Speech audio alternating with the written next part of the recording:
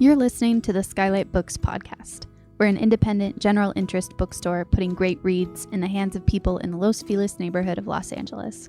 Hosted by resident Skylighters, we're here to bring you new and exciting author conversations, group reads, and bookseller chats. Happy listening.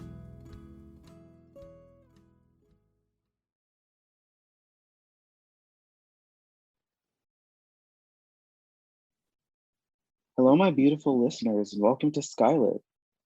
This is the Skylight Books podcast, and I'm your host, Lance Morgan.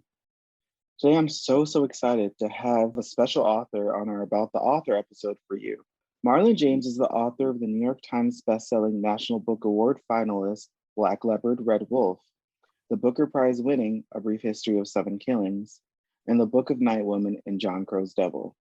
In addition to the Booker Prize, his novels have won the American Book Award, the Los Angeles Times Ray Bradbury Prize for Science Fiction, the Ansfield Wolf Book Award, and the Dayton Literary Peace Prize. Born in Jamaica, James lives in New York City.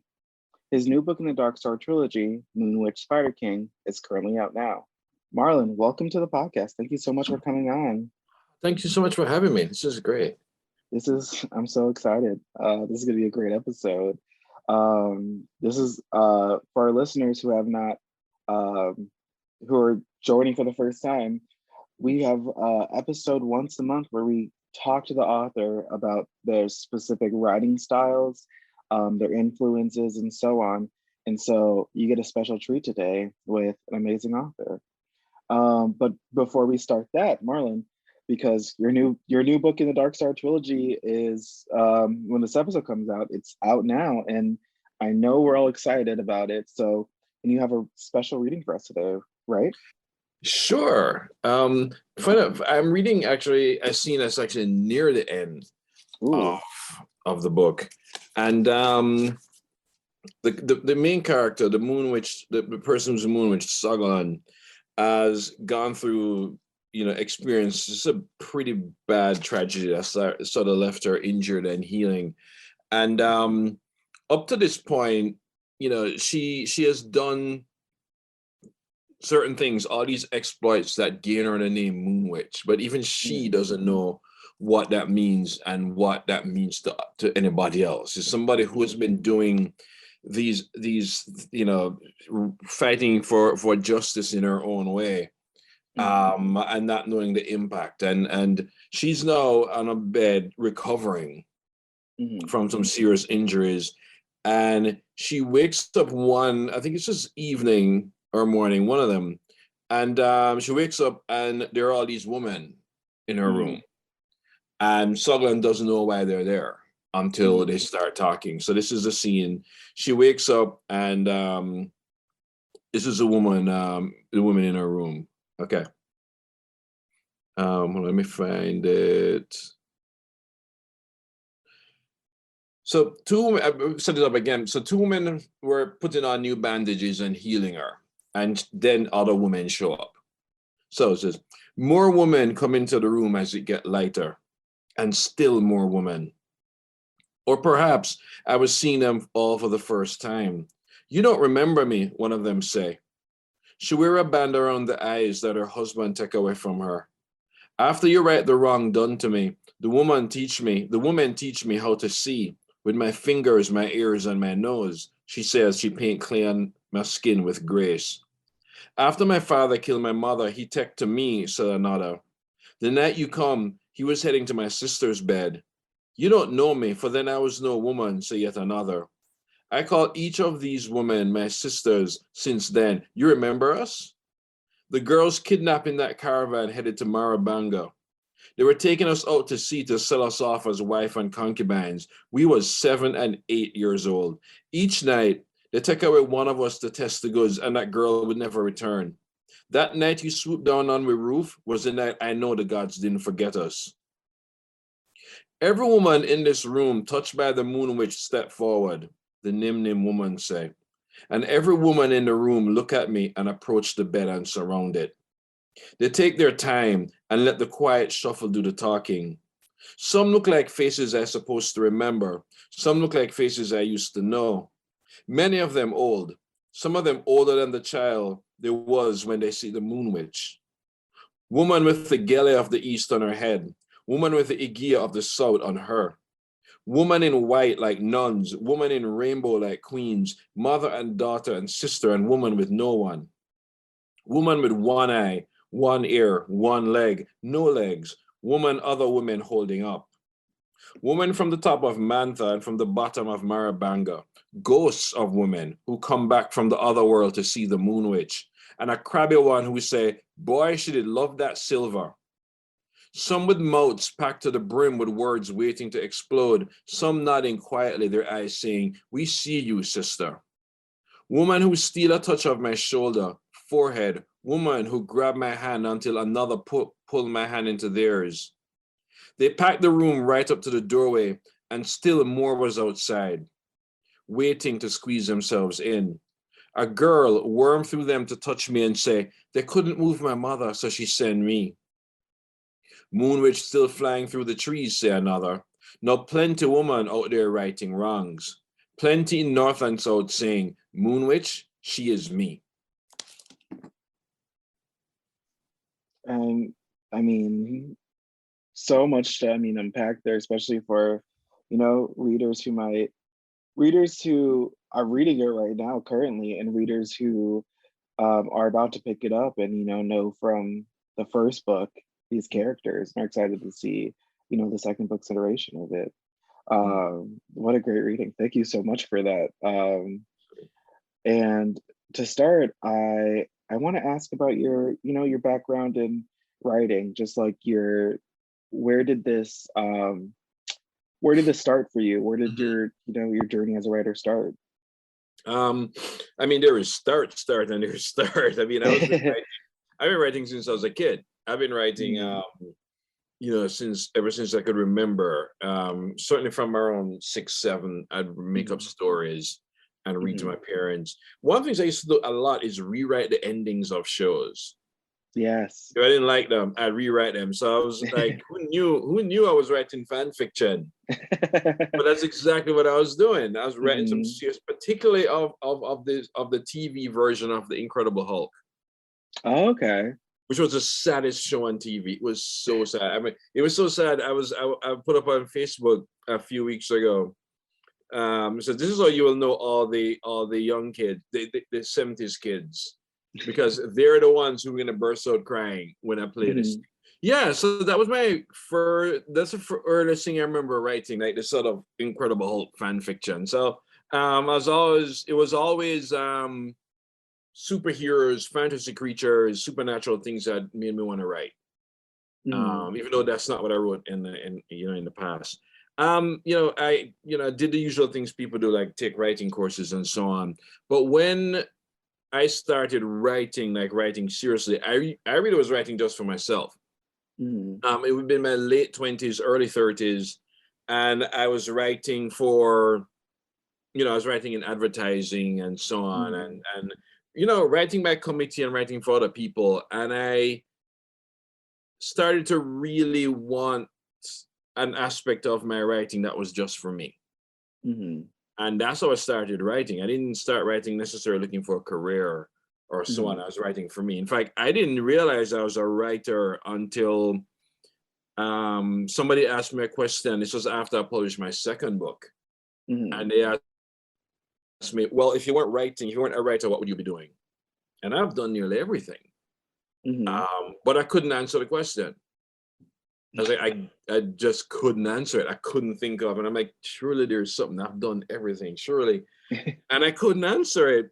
And I went, crap, I guess I'm a writer then. Yeah. But I didn't really start calling myself a writer until after I published my second book. Really? Just sort of not believing it, or because I was still doing a bunch of other things. I'm still doing a bunch of other things. But the sort of awareness didn't happen until then. But I think in the preparing myself for it, I've been doing ever since I could remember. I've always been writing stories. Do you think that if you had to ask yourself that same question now, do you think you would still have that same answer? Couldn't be a Yeah, writer. It could be something yeah. else. I suck at pretty much anything else now. I No, I haven't mean, drawn anymore. I used to be an illustrator. I mean, oh, I really? drew my maps, but that was hard. That Mhm. was hard. I mean, that's it, but they're great. I mean, they look great. So you make it look effortless. No, I mean, that awareness must have been like, kind of, was it freeing to have that, or did you feel like, at the time to know that like for you, the only path forward was as a writer?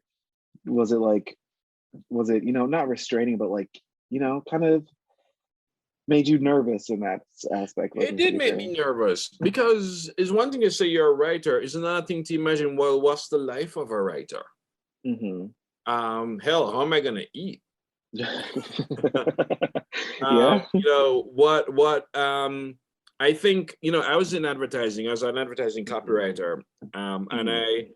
at some time I realized that you have to decide, are you a copywriter or a writer doing copy? Mhm. And as a graphic artist, and I had to decide, am I a graphic artist or an artist doing graphics? Because Right. those are two different things. Two And completely different things. if you're a copywriter, that's absolutely fine. It's one of the most creative jobs in the world. If you're a writer doing copy, then you're probably here to do something else.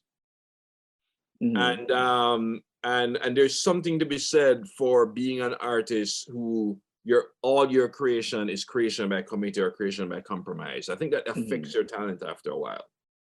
It's something I really do believe. Um, so I had to, one, come to that realization about myself that, as a writer, not as a writer doing copy, not a copywriter. Mhm. And that if I'm going to be this writer, this artist, if you want to call it that, then, and making a living is a reality, Yeah. then I have to start to think of the type of life and the type of career that supports the writing instead of undercut it. Mhm. Meant for me that I had to go back to school, which, I Yeah. mean, I swear I'd never set foot back in an academic institution, and there I was. And yeah, I Yeah. went back to school to get this MFA degree. Mhm. One, because I wanted to experience that type of learning and that type of scholarship, but Mhm. also, need a degree because you got to eat. So, Yeah. and then No. Yeah. nobody hiring you without a degree. Yeah. No, I Um, mean, I did the same the same thing for the same reason. mm, And I said the same thing. I'm never go back into an academic institution. And mhm. where did I find myself, right? And no, I'm a tenure. No, I'm tenure. That's so academia I am. Hmm. Um, but but I knew even then, and even being in academia, and teaching what I'm teaching, and I'm teaching creative writing. I teach creative writing to undergrads. That it still did what I hoped it would do, which is Hmm. support and even influence and sometimes even inspire my writing, Hmm. which my previous career just didn't do. Hmm. And I mean, did you think though with your previous career it like, forced you to have to write more? Like in the sense of like you were like, oh, I'm writing for the future. I'm writing to like, it's because I feel like I hear a lot of writers say, oh, when I wasn't just doing writing, it made me like as a younger person, a more desperate writer. You like the work came, I Mm. had to force the work out of me in certain I don't know if ways. it ever got that bad for me. Hmm. I think where it got bad for me is that I wasn't inspired anymore. Hmm. Um, because again, when I was in advertising, when I'm writing doing that type of. And when you as a writer were, you know, starting, you were moving more into the career, you were in your MFA program. Did you feel, did you grow from that as a writer? Did you think that the program, pushed you further in your own personal sense of what I am as a writer? Absolutely, it did push me further, very much so. I mean, my second novel came out of that program, and the Book of Night Woman came as a result of that program, and I wrote it. It's probably still the quickest novel I've ever written. For me, it was a brand new world. I've never experienced that. I was the closest I came to creative writing, and I did creative writing, was an undergrad course. It was one semester. That was it. And most of the writing I was doing was sort of fumbling in the dark. My creative writing teacher was all the books I was reading. And I still think that's the best creative writing teacher out there, just reading a lot. Yeah. But that was the first time I experienced community. That was the first time I experienced people who were doing what I was doing. Some of them with the same pressures I had, which is how you're going to eat, how you're going to become a writer. Yeah. Is there any money in it? What kind of future is there for this type of creative thing? Are you mad? It's I remember there's the teachers, some of the teachers that feel the first class, they must tell you most of you here will not make a cent from writing and you will fail and blah blah blah, which I didn't appreciate at all. But writing with peers, I don't think you have to do it forever, but I think there's a moment in a writer's life when community is super important, where rigor is important, where writing just for the sake of writing is important, where getting feedback from equally and sometimes more talented people is great. And I think it sharpens your instincts from when you go off and you're not writing by committee, you're not writing by having all sorts of people review and critique your work. At the MFA program, I also learned to trust my voice and to write using voice. And I still write using voice for most of the stuff that I write. And I met a lot of really interesting people. I met a lot of great writers, some of whom became friends, writers who remain inspiring to me and whose lessons I still take. And I think, I don't think I'd have encountered a lot of that on my own. Or maybe, in twice as long or 3 times as long. And that's not to say I'm like sort of this MFA this MFA sort of evangelist. I have very big problems with MFA programs. Yeah, I mean, I have very big issues with MFA programs. One of them being that I am not trying to be a white male novelist. Yes. Oh, thank you for saying that. Yeah, so using that as a standard by which to sort of judge how I write about sex, how I write about race, how I write about anger, how I write about atrocity, how frank I am, how explicit I am, how subtle I am, all based on standards for the type of writer I have no interest in being. And I think MFA programs have come a long way, but there's still it's still not nowhere, not even half as long enough. I mean, and I, from personal experience, I don't think it's come as long a way as it needs to. There's still some work, because it is.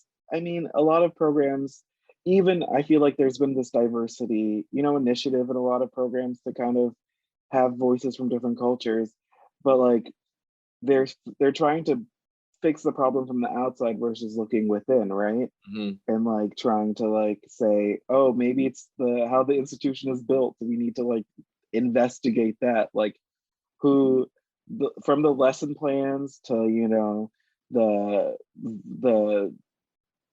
goals that they have for you. I mean, listen, I'm not I'm going in on my own personal there. And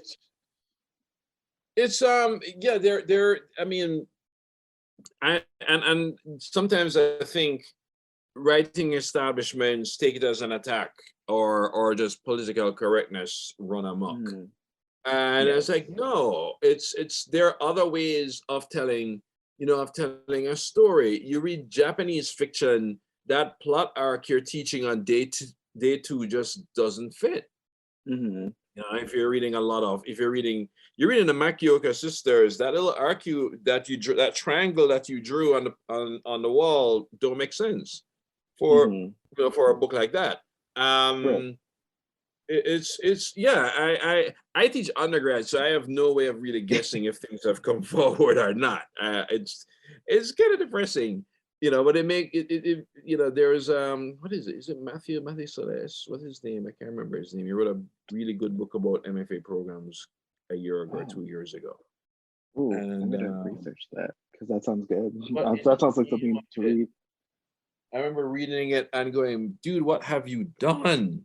They're gonna come screaming, how dare you attack their much hallowed creative writing way of teaching creative writing. And exactly. It's like, I love hills like white elephants as much as anybody. Yeah. But that's not all there is for a story. There's so much more. There's so much, and it's you would think that, like, they want new stories. There are new stories to be told. And I mean, like, for example, I've never seen a story as rich and like inventive as like Black Leopard Red Wolf. And why is that? I was actually discussing with the bookseller at Skylight how we're taught Greek mythology, and we're taught Greek mythology in schools in the US. Like, it's very, very important to teach when we talk about literature, to go into that, because there's so much storytelling that went along with Greek mythology, right? Yeah. But feels so westernized, where, like, a book like Black Leopard Red Wolf says, hey, there is different mythology out here. There's a whole continent in Africa, and which has so many different like nuanced and untold mythology that westernized culture is not getting. We're not getting it to the point where Black Leopard Red Wolf feels revolutionary in a way, in terms of like us learning about mythology. And why is that? When there have been stories like this told, but we're not getting it from our education system in a lot of ways. And that says something about what we're being taught, what's being fed to us, because I can look and see, I can find like 80 billion of the Christian mythology stories, Greek, pagan, like those kind of Norse, Norse, yes. And what we get sometimes is folklore, and folklore is crucial. Yeah. Folklore is absolutely crucial. Well, folklore is separated from mythology. You end up with nobody knowing that Brer Rabbit is African. When you get folklore but not mythology. And also, I think people take for granted the importance of mythology and importance of a people's mythology, and just how much mythology is important. Mythology, until it was called mythology was religion. And until it was called religion, mythology was life. No self-respecting Viking thought Thor was something he made up. Right. And that when I die, Valhalla was just some wish. Valhalla was no wish. Valhalla was a fact. And I think people today, European descended, white people descended from Europe, take their mythologies for granted, not realizing just how much of who they are as a people. It stemmed from it. Somebody asked Margaret Atwood once, how human nature hasn't changed. He says human nature hasn't changed in 1,000 years, and you know this by checking the myths. Yeah. So what happens when you are a Black boy in Jamaica and you don't know your myths? Yeah. Then there's aspect of your human nature that you don't know as well. And when I started writing these novels, I didn't start the research. I didn't come up with novels and then started the research. I did the research and came up with novels. Because I went looking for mythology. I went looking for this sort of intuitive history of a people, which is what mythology is. It's a history before Judeo-Christian standards, not even academic standards, Judeo-Christian standards come in and say, that's not truth. Yeah. So that's what I went looking for. And in reading about all these things, I started to think, man, this book is writing itself. But yeah, it's those things that underpin or these stories that we know, and we know for granted, ultimately they speak to us, and they don't speak for us. Yeah. And I said this as somebody who loves and knows everything about Greek mythology. I know everything about Roman mythology. I know everything about Yeah. all of it. And I Right. love and I quite love all of it, and I love the literature that has sprung from it. Yes. But it's not the only one. No. And I mean that's which and I don't I hope I didn't come off as like saying, yeah, F Greek mythology. No, I love Greek mythology. I loved it since I was a kid. I just wish that I could have also had that shared that love with so many other myths. And like you were kind of talking about it in, I mean, one of the things as a person from a Jamaican family, a very Christian Jamaican family, one thing that I've been too afraid to ask them is if they ever think about, like what we believed before Christianity came into um the African and indigenous Jamaicans lives, like what was there, what is, and like I mean your book like makes me even want to the Dark Star trilogy makes me want to like investigate that more. I mean I would never ask them because God, I'm terrified, too terrified to ask them. I find that language is an easier entryway. Because growing up Jamaican, I was always thought Patois was broken English. Yeah. It was backward English. It's a dialect.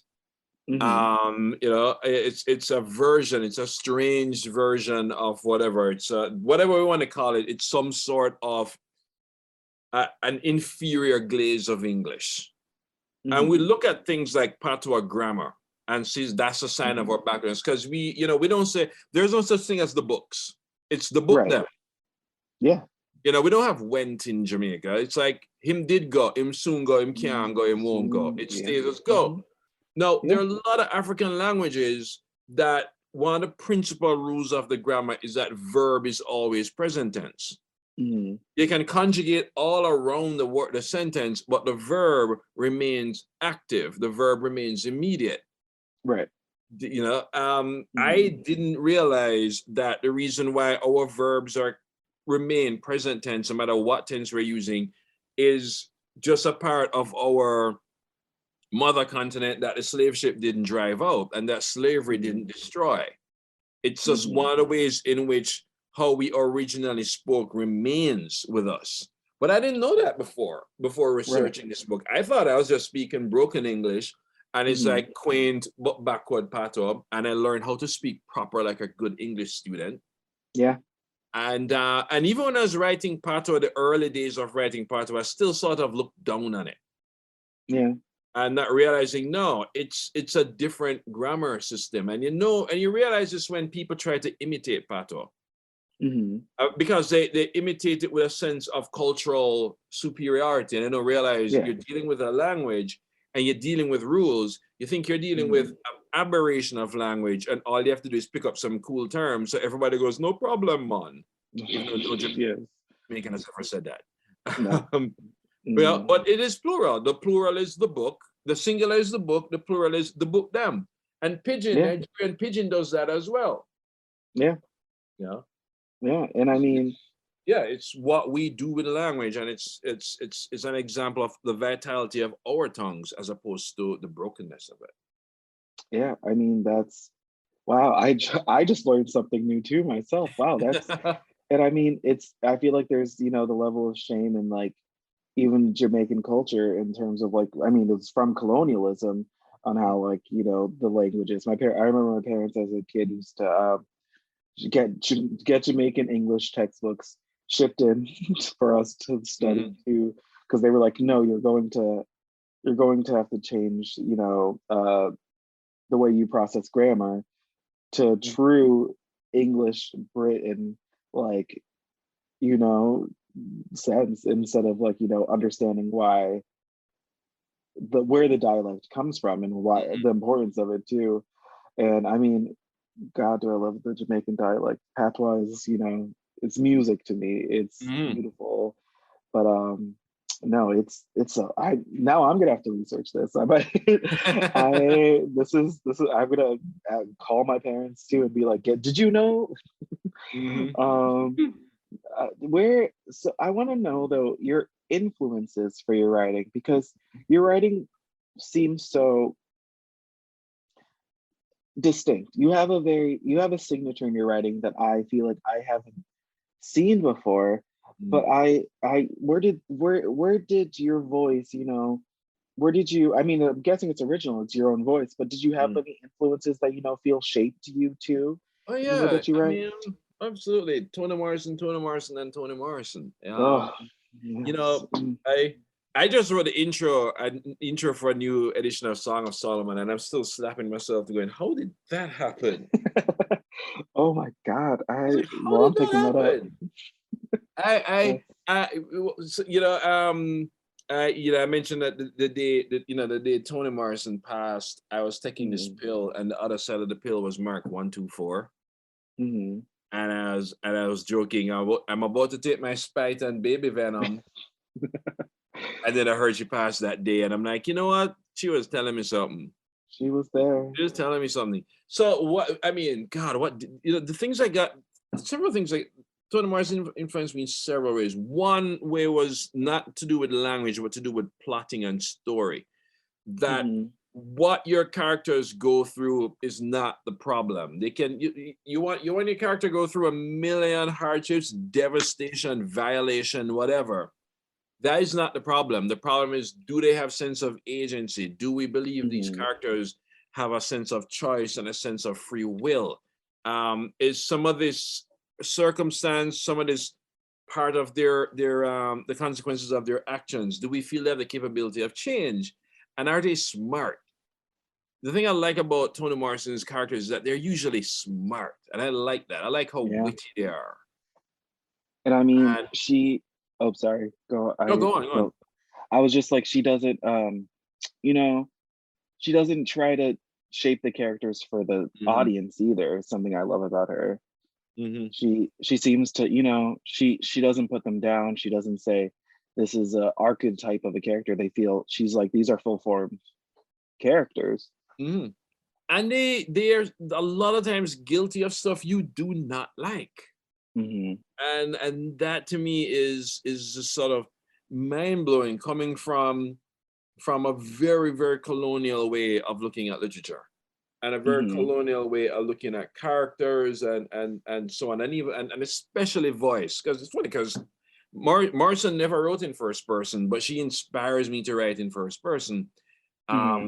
Because of just the role that voice played, and what Morrison was drawing from. Morrison, I can understand why Morrison sometimes got annoyed when she was compared to people like James Joyce.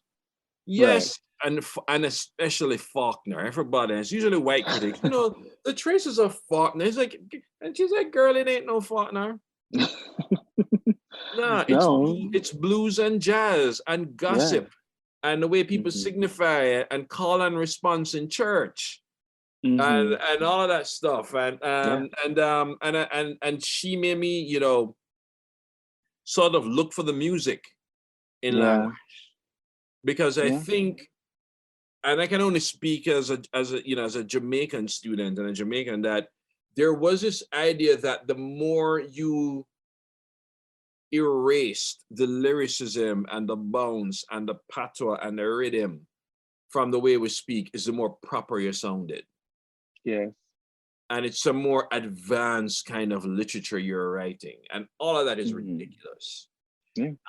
But it took reading Toni Morrison and, reading not just her work, but her nonfiction and Playing in the Dark, that, that allowed me to do that sort of thing. It's not just Toni Morrison, but it probably were all the people of color. Jessica Hagedorn's Dog Eaters was a profound influence on me. Because here's a book that was brilliant, but it was also cool. It was awash in pop culture references and the novel switches voices all the time, and the novel has a character that repudiates everything that comes previously in the novel, and it just was this. It's yeah. And when I read Dog Eaters, I remember thinking, this is the best novel about Jamaica I've ever read, and it's a book set in the Philippines. And it just nailed everything about Jamaica. The busyness, the wild streets, the music, the rhythm, the beauty, the corruption, how all is mixing. And I realized there's a certain type of place in this world, and if you're a Jamaican and you land there, you know it. And I said, it's a type of place that's always caught between a political election and a beauty contest. Okay. Ooh. And one or the two of those are always going on. And that was a book that made me realize that what I thought was a very, very narrow point of view, a Jamaican story about Jamaica, is actually a universal story, because a Philippines novel is a Jamaican novel, a Mexican novel is a Jamaican novel, a New Orleans novel is a Jamaican novel, and vice versa. I remember reading Roxane Gay's Aiti, and reading it being like, this is I know this story from Jamaica. I know, like, the entire time I was like, this is so Jamaican, and it was a Haitian story, which is, still island. There's a lot of island references there, but I was like, she didn't write a story saying this is a story that I am making for Jamaicans, but I read it saying, I see my family in this, I see my culture in this, I see all this stuff. No, I mean, and there's so many other stories I've read like that too. Yeah, it makes you really challenge this idea that we still have way too often, that the universal story must be a Eurocentric story. I mean, we could argue that there's no such thing as a universal story, and there's certainly that point. But the idea that, you're writing a story set in some rural Jamaican village can't be universal. I tell you what's universal: poverty. That's what's universal. Yeah. Oh yeah. So that whole idea is like, oh no. Do you feel like you look for that universal, you look for that in your own work? Like, you look for that, something that, everyone can take from it, and even like culturally, they can, I mean, I was just like, I see that in your work. I see that. I talk to people all the time about, recently at Skylight, we had Brief History of Seven Killings as our reading club book. And, everyone reading it was like, wow, I didn't realize the like cross-cultural references of everything that happened in Jamaica to the US, to like the intrigue, the conspiracy of it too. They're like, so many people made references to like conspiracy movies, like the Jason Bourne, or the I forgot them, but like there's that stuff. Yeah. I mean, is that something that well, maybe not even before? I think on one, well, there are a few ways to answer that I am drenched in pop culture influences. I grew up in the 70s. That was the first sort of decade where most of the world participated in the same pop culture. Yeah. If you were 4, 5, 6, we were all watching Sesame Street. Oh my God, yeah. We're all wearing bell bottoms. Everybody was watching Starsky and Hutch. Everybody in the world wanted to know who shot JR. We're listening to the same Donna Summer records, the same Diana Ross records. It's media really exploded in the 70s, and pop culture became, it became this universal currency. So even me writing a novel set in Jamaica in the 70s is still gonna be awash with a lot of that, 70s and 80s. Right. But also Jamaica was one of the sort of touch points in universal pop culture in the 70s, and helped shape a lot of it. So I knew that novel. But I mean, I didn't set out for it to be that, but I knew if I was gonna write about Marley and I was gonna write about his impact, and even through the eyes of the people who were actually trying to kill him, that I touch on all sorts of things that impact Jamaica and the world. I didn't set out when I was writing that novel to write a book about the Cold War. But the Cold War did happen, and that's another way in which Jamaica was at the center of a lot of things. I think a person mentioned that Carlos the Jackal was around, which is something I heard, that Carlos the Jackal was in Jamaica at one point. I know the woman who said she dated him, and she didn't know he was a terrorist. No, I grew up with my grandfather who was a tour bus driver, telling me about like the people who come through, the stars, the crazy stories you didn't know. Like, yeah, it was, there's so much culture that, Jamaica, I feel like was a big cultural center in around that time, and still is. So many things that you wouldn't think of, stars came, television stars would come to Jamaica. Royalty, like the royals would love Jamaica. The way, do you remember when Prince Harry used to go to Jamaica to party? And my family every time would just talk about the royals and their stories with them, and loved Diana too. Yeah. But I also think, the characters certainly in that novel also critiques that a lot, and that is sort of playground for the rich, where the locals are sort of disposable. When Nina Burgess, goes to work, when Nina Burgess goes to work in like a tourist area, and just realizing just how exploitative and it's not much better than whatever was there, whatever was there before, and you still had people thinking, oh, they know the real Jamaica and all of that stuff. And the characters are also in that novel, I think, smart enough certainly to realize that this sort of idealized Jamaica is one we don't get to be a part of. I don't know. Have you read Nicole Dennis Ben?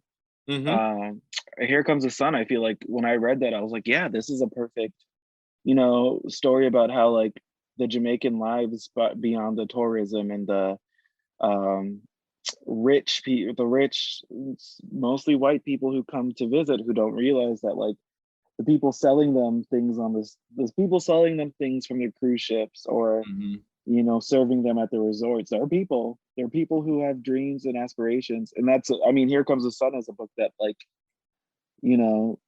I read it and was like, that was my heritage, a lot of it, because I can it in one way or another, if you're Jamaican, I feel like you're some step away from the tourism world, the thing, especially the tourists, it's a country that I don't know if you think the same, but like the tourism is a big part of it. It's a huge part of the culture there, and it's always going to be a weird dynamic, because yes, it brings money into the country, but I'm not sure that money filters down as much as people would want to think. It's I don't think tourism has done much to certainly not to erase inequality. I'm sure it's led to some infrastructure development. I can't say it hasn't done anything, but the playground, it's the playground of the rich is a playground of the rich, and I think you make some sort of you do end up making some accommodations that I'm not sure we should, like one of the things that still happens in Jamaica quite a bit is the plantation wedding. People like, I got married at Rosal Great House, and I'm like, oh God. Not a single one of my Jewish friends has the slightest inclination to get married at Auschwitz. Nope. So why the hell are you getting married at a plantation? Why are you getting married at a Rose, great house? That a makes no Rose, sense. oof, Rose Hall of all places too. Oof. Yeah, Yeah, no, it's like it's yeah. Nobody I know wants to get married at Bergen Belsen. It's like, why would you want to get no, married at Rose Hall or any of these places? no. It's like it's I don't know. It's getting married on like the grave of like all the graves of all of these people who like just oh no, just this tragedy. Just this oh my god. It's so funny to me because it just that's crazy. That's crazy. That's why I couldn't even think of what would make someone say, yeah, that makes sense to me. Oh my god. But that's a whole different conversation. It's a different conversation. It's a conversation about how what we do with the past and Right. what do we do with past and collective memory and so on. And I mean, I think I've never really considered myself a historical novelist, but pretty much everything I've written is set in the past, and I've never been that interested in the present tense. Hmm. And I think because there are things about the stuff behind me that I'm still trying to make sense of. Brief History was me trying to make sense of the 70s and the legacy of it. Even these Hmm. novels, yes, they're fantasy, but they're set in a past. Yeah. They're Hmm. set in a pre-Christian, pre-Islam, Africa that Right. did not exist, but also could have. And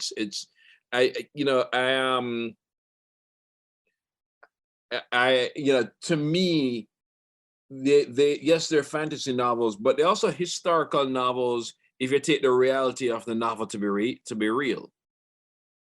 Like Hmm. if I write a contemporary novel that's heavily influenced by Christian faith, nobody's gonna call that fantasy. Hmm. Even though it's usually based on religion, it's still Right. it has earned a place as a sort of a day-to-day truth. So it's not Right. looked upon as a fantastical novel. And that's fine. And I'm perfectly fine with Moonwitch being called fantasy because it's my, one of my two favorite genres, that and crime. Hmm. But I Yeah. also, in order to write the novel, I had to, even if I think the world is fantastical, the characters have to move as if it were real. Yes. And I mean, that's I feel like you accomplished that in your work too. And I mean, that's interesting because I mean, even with modern fantasy, like when I think of modern fantasy, I think of like the Marvel world because that's modern fantasy and modern fantasy and sci-fi. Um, Mhm. but no one looks at those as fantasy though. They're the action superhero films, and Yeah. it's like people think. No, what were we saying? Sorry. No, you finish your point. No, I was just saying that it's like everyone, you see it in the real world. These people, a lot of people are like, yeah, this is just heightened real world stuff, and I was like, no, it's high fantasy, but because it's a lot of it's so westernized, and a lot of times people, I mean, I feel like one of the first times people saw like any sort of African mythology as you know not fantasy, but like more real world setting was like Black Panther. Mm-hmm. Like that was a big one where people were like, "Oh wow, imagine the African world in a more high technology." I mean, there was still like the sci-fi element of it people saw, but like they were like, "Oh wait, no, this is the real world that we're seeing on here," versus like the I'm trying to think, what's a good like example of like like American Gods, that show, Right. yeah, where it was like, oh, this is mythology, this is Mm-hmm. gods and monsters and all of this, yeah. I mean, um superheroes fulfill that God thing too.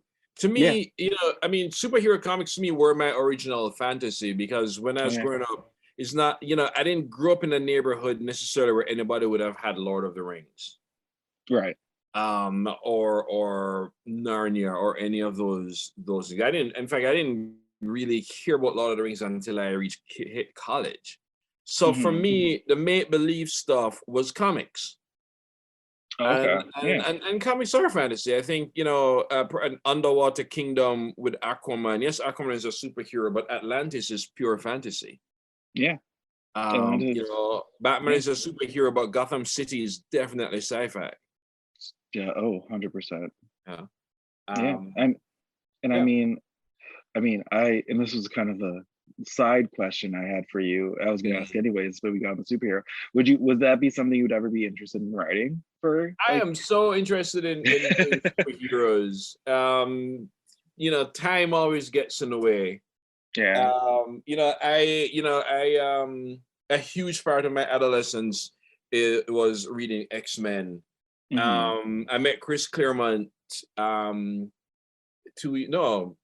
year ago, maybe a little over a year ago. Poor guy must be so tired of all these so-called literary authors coming to pray at his altar. And I was doing it too. And like at one point, I was like, my inner voice was saying, "You're embarrassing yourself," because I could really say it was like in issue 200 when you did such and such. But it wasn't like when it was issue 175. And I was like, "Oh God, I have become my own nightmare. I am that guy. I am." He was, he was super sweet about all of it. But the point I was getting at was, for people like me, for the freaks and geeks and the gays who don't know they're gay yet and so on. Reading X-Men was a lot like being in the X-Men. Yeah. Feeling like an outcast, but still have to sort of do good, and so on, and for me, that world, it was X-Men usually pull off the neat trick of having you thoroughly admire a world you would never want to live in. No, you're right. It's I mean, were you waiting as a kid for your powers to manifest, your mutant genes? I really thought I was gonna fly. Yes, that was the best one. I was waiting for the wings to come on my back, and I'm just like, well, off to the Charles Xavier School for Gifted Kids, guys. Bye. For a long time, I'm talking even to adulthood, I secretly thought my power was to disrupt electricity. Oh, really? Because I would walk down the street and a street lamp that was on would switch off, and one that's off would switch on. And I'm like, I bet you I'm doing that. I got some electricity powers. I'm doing that. It would always happen. It was so strange. I thought I could see through things because I did that. You know that trick with your eye where you put one hand over? I was like, wait, I'm seeing through I can see through things. That's my power. I have X-ray vision, and I till this day am sad that didn't come through. Didn't happen. I mean, the X-Men, it was always, and I mean, like, you must be, I'm assuming you're following the new X-Men stories. You must be like, so. Oh my God, Jonathan Hickman things I think is revolutionary. Revolutionary. I mean, it. Forces, what is it again? House of X. Dawn of X. Yes, Powers of X. I talked to an older fan of X-Men who didn't like them.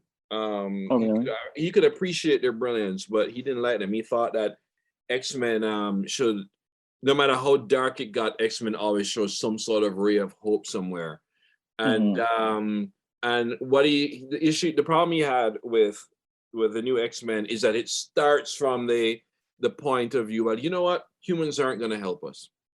With that sort of human and mutant together for a greater future, it's not going to happen. Humans are just never going to grow; they're never going to change. So we need to start thinking about us. And I said to him, so what can I tell her? It's there's no justice, just us turn for the X-Men.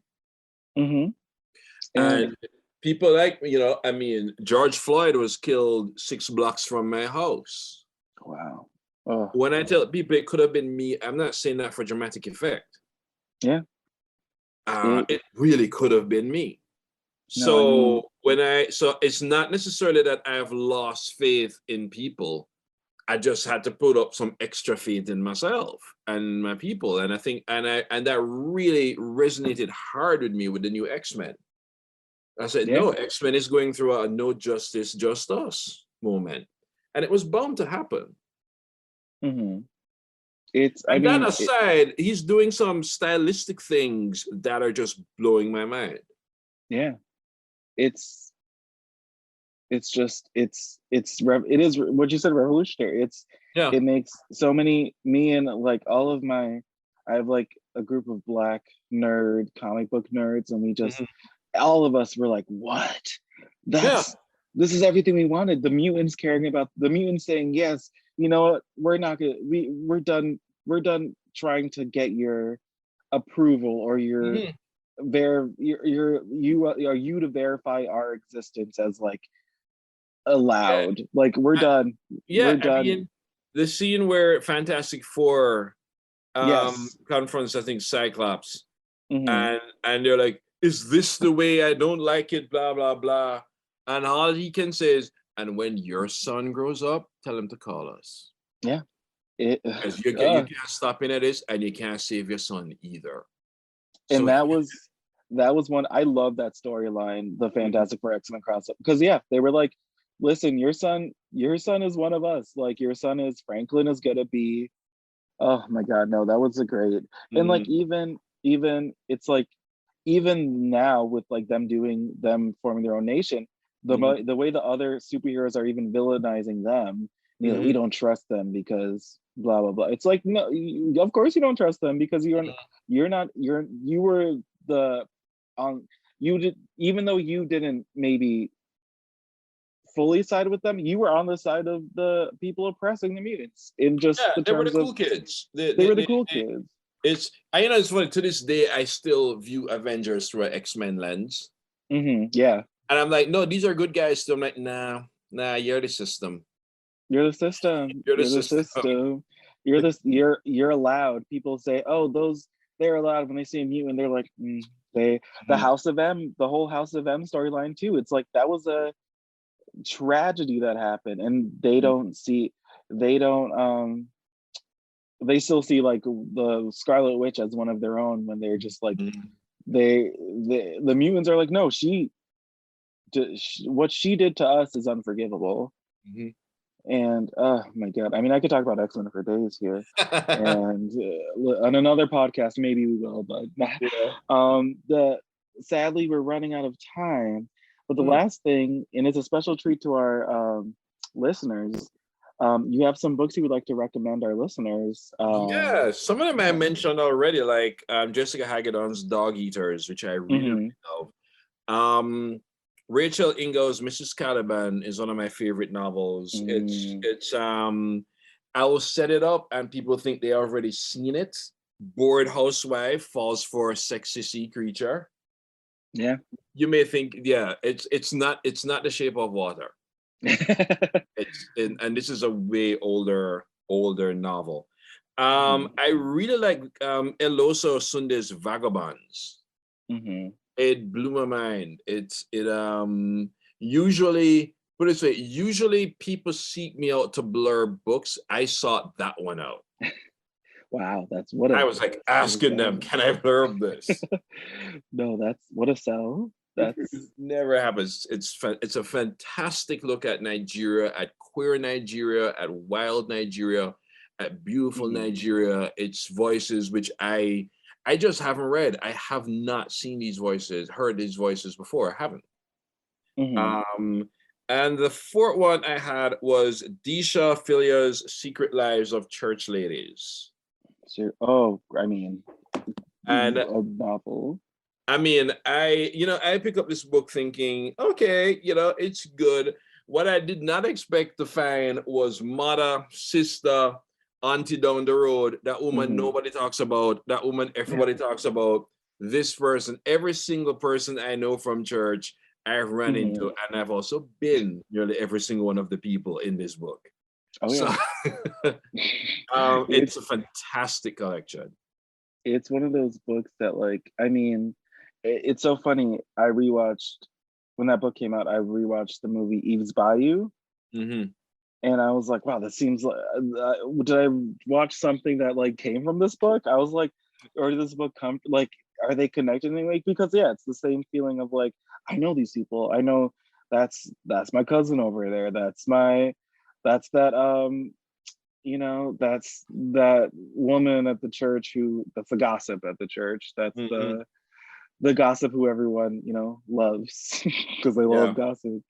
Like things like that, but also the secrets of the church, the things that come out, the things that come out that like no one was expecting, or the betrayal, all of it. It's just Mhm.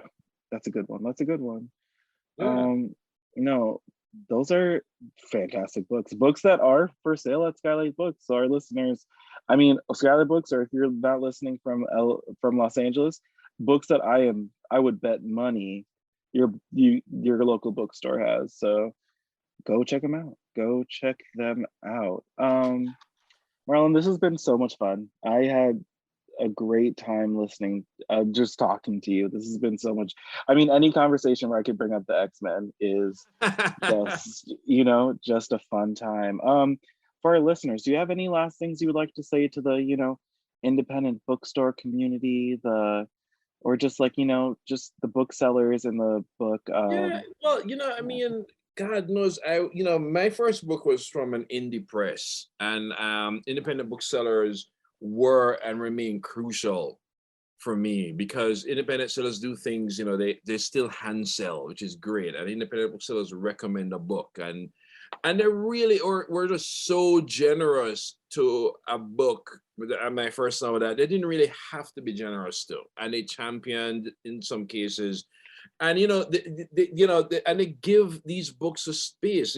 Even some of the books I just mentioned, um, if when they took off, some of them took off, or some of the reasons why they remain in print is because independent bookstores care about these books and sort of love them to sales, and I think Yeah.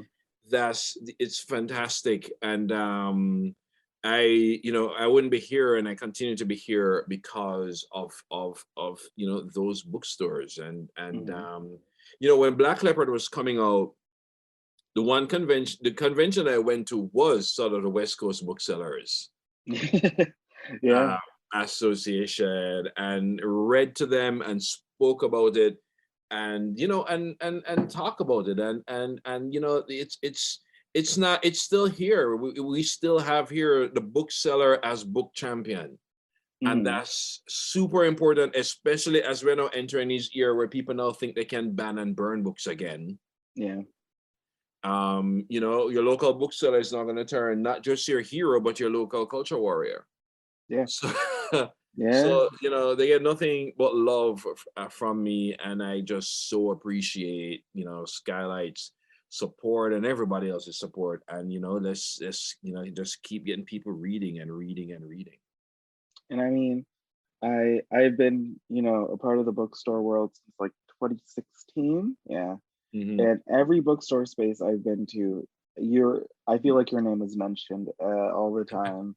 Uh-huh. You're it's so funny actually. When Black Leopard Red Wolf came out, I was in London for school for a semester, Mm-hmm. and the week I got there, I found out you were doing an event at a Foils there, and it was Mm-hmm. I found it out the day after the event happened, and I go to the bookstore, and the books all around. I'm like, damn, I missed it, and all the booksellers could talk about was like, it was such a good event. It was such a great event. They were like all over the moon. So, Mhm. I just you are adored in the bookseller community. Oh, Your books your books are just great to, I mean, so easy to recommend because they're just so great. We just Everybody wants to read it. Everybody wants to read them. So thank you for giving us, such great books and oh, thank all you of guys that. for getting the word out, and No, this is just fantastic. no, I mean it's always I selfishly will recommend you because I'm like Jamaican authors. We need to get more Jamaican authors out there. Get up. You guys need to know. You guys need to know that we are writers. We are Of artists. course. Jamaicans. It's one of those things where I'm like Jamaicans. They're wordsmiths. Mm-hmm. They the way that Jamaicans tell stories. It's no one else does it the same way. From True. like my listen, I could get my grandfather on the phone right now and he could tell some stories, and you'd be like, wait, is he like a speaker? And you're like, no, that's what he does. No, but thank you again, Marlon. This has been fantastic. And thank you to our listeners. Thank you if this is your first time, thank you for listening. Please go back and listen to our other episodes. We have some great ones and that I know you'll love. And if you're a longtime listener, thank you for coming back. And we really appreciate and love you. And to everyone, have a great and beautiful rest of your day. Thank you so much. Thank you for listening to the Skylight Books podcast series. Please don't forget to visit our website at skylightbooks.com and make sure to follow us on Twitter and Instagram. Also, don't forget to subscribe to this podcast for more author talks and bookseller conversations. You can find us on Podbean, iTunes, and Spotify. Stay safe and healthy, and we hope to see you back in our store soon.